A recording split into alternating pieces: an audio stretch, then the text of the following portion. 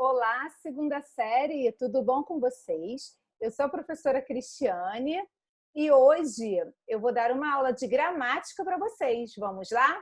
Vamos fazer uma revisão sobre as orações subordinadas substantivas, né? Eu sei que vocês já viram até lá, né, no fundamental, mas é importante essa revisão para que vocês possam agora de vez, né, sanar todas as dúvidas em relação a essa oração tão importante até na hora da construção, né, de um texto. Vamos lá?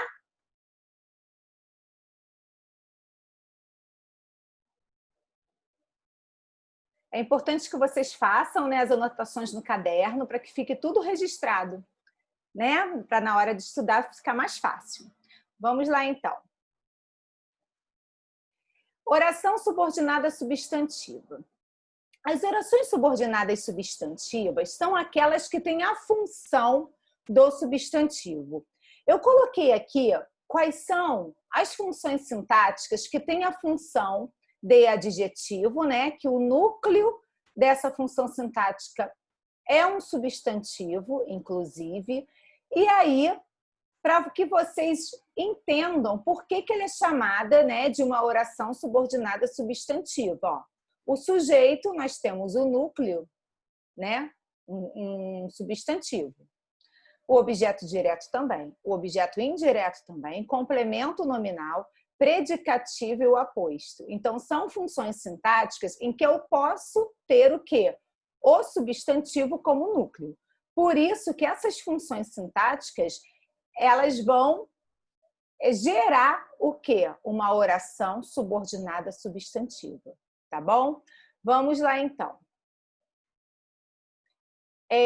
Começando aqui, né? Deixa eu diminuir aqui um pouquinho. Vamos começar trabalhando um período simples para depois transformá-la numa oração subordinada substantiva. Para compreender como a oração subordinada substantiva desempenha a função própria de um substantivo, basta comparar as duas frases que seguem.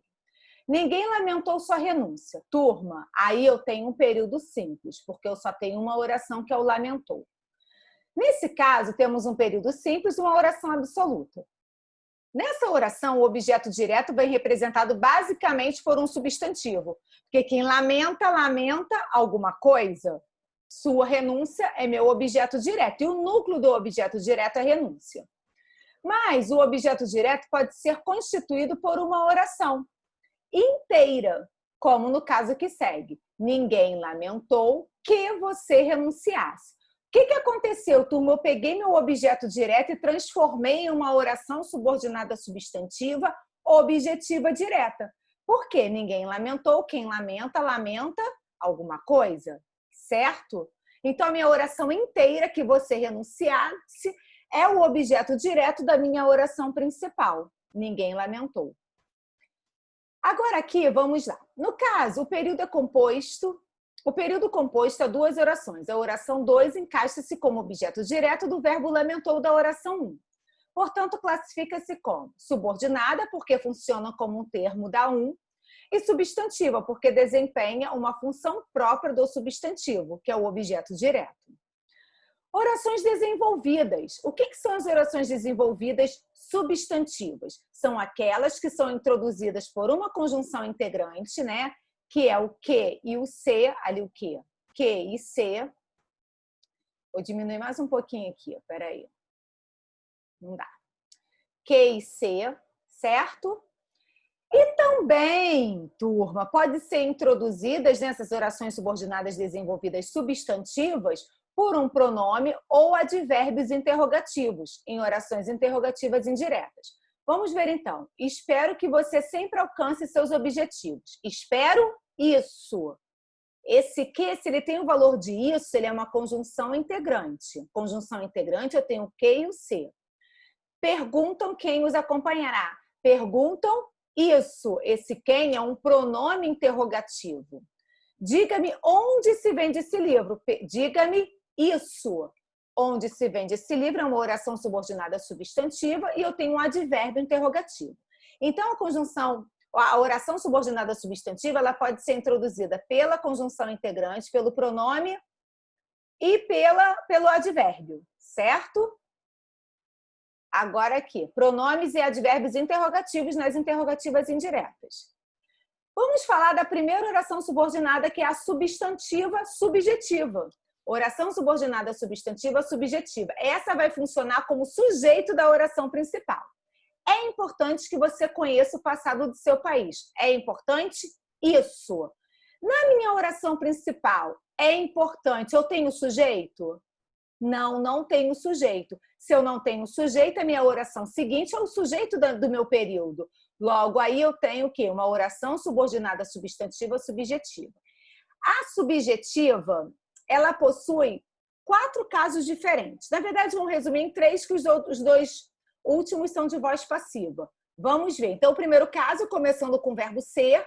O segundo caso, com o verbo intransitivo, ó, parece que meu time ganhará este campeonato. Que meu time ganhará este campeonato parece, certo? O parece aí não tem sujeito na minha oração principal. Logo, a minha oração seguinte é uma oração subordinada substantiva subjetiva.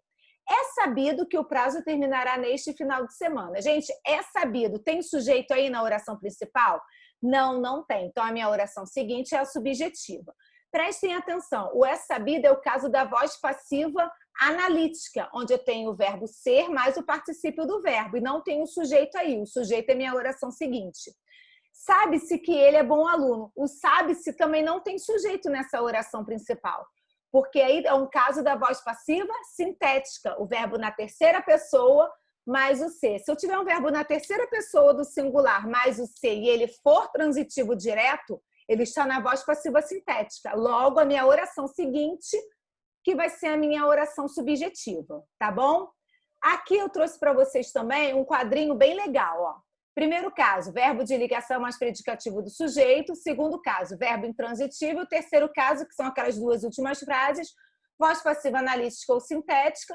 E a oração seguinte é sempre a subjetiva. Lembre-se, sempre faltará o sujeito na oração principal, pois a oração subordinada exercerá essa função. Faltou o sujeito na oração principal, a oração seguinte vai ser quem? Oração subordinada substantiva subjetiva. Mas ela é sempre introduzida por quem? Ou conjunção integrante, ou pronome, ou advérbios interrogativos em interrogativas indiretas, certo? Agora aqui, turma, oração subordinada substantiva objetiva direta. É aquela que vai funcionar como o objeto direto da minha oração principal. A receita descobriu. Quem descobre, descobre alguma coisa, descobriu isso. Tem o sujeito, que é a receita, e tem o verbo transitivo direto. Logo, a minha oração seguinte é uma oração subordinada substantiva objetiva direta.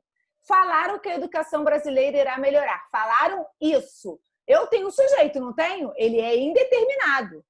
Logo, com verbo transitivo direto, oração subordinada substantiva objetiva direta. A objetiva direta sempre se liga a um verbo da oração principal sem preposição. Claro, eu tenho que ter um verbo transitivo direto. Perceberam, turma? Eu tenho na minha oração principal o sujeito e o verbo transitivo direto. Na oração seguinte, eu vou ter quem? A objetiva direta, certo?